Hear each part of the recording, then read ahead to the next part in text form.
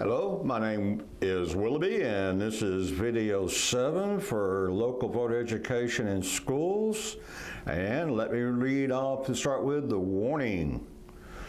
Once you know something, you cannot unknow it. So before we went any further, I wanted you to have that warning. Now you have been warned.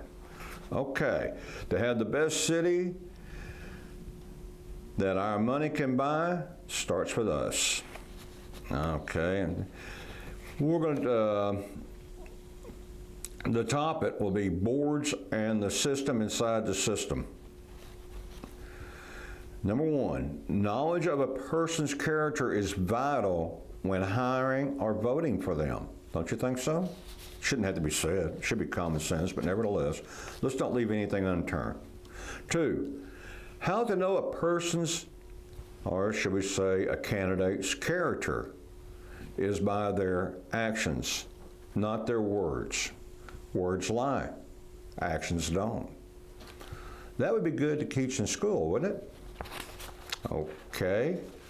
Number 3, any employee or elected official who will not answer legitimate questions should be removed from that office without a doubt. You know, because in the private market, they would be fired. Why would we leave anybody like this in control of our city?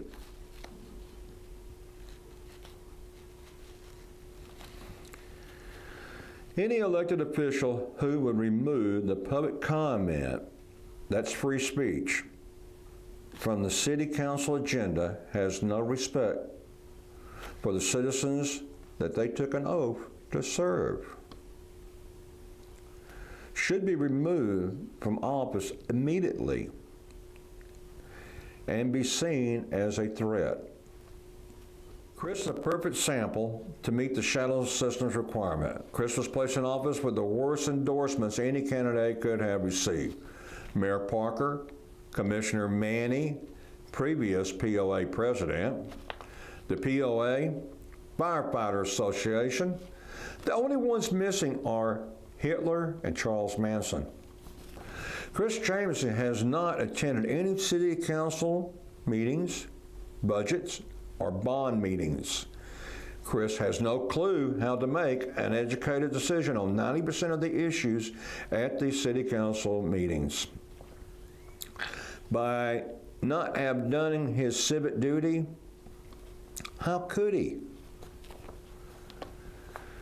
Local voter education is crying out loud to be taught in school, not to vote for candidates who have left civic duty for someone other than themselves. These kind of candidates fit the shadow system. They will be instructed how to vote at board meetings. Council members who do not question the system. Council members who do not reply to the public. The shadow system has an overpaid community engagement that does that for them. Local voter education school would teach that council members should not serve on boards.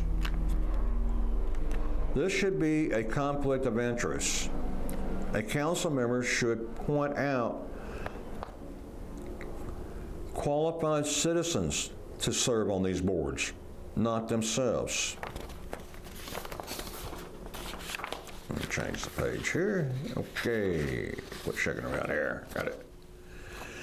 As soon as Chris was placed in office, he was appointed to 6 boards: CCPD Fund, House Financing, Texas Motor Speedway, Trinity River Vision, nonprofit corporation benefit the city of Fort Worth, directors of Fort Worth Sports Authority, which there's some big money going on in that one too. So just don't have time to look at everything.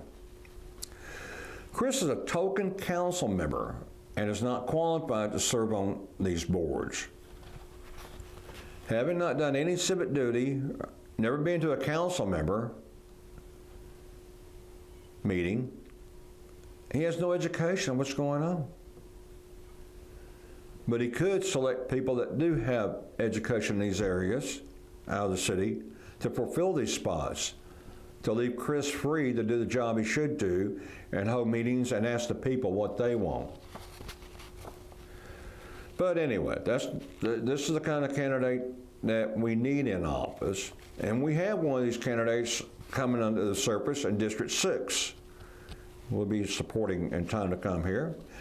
Education in schools is a clear path to help clean up the mess we are leaving behind for the next generation.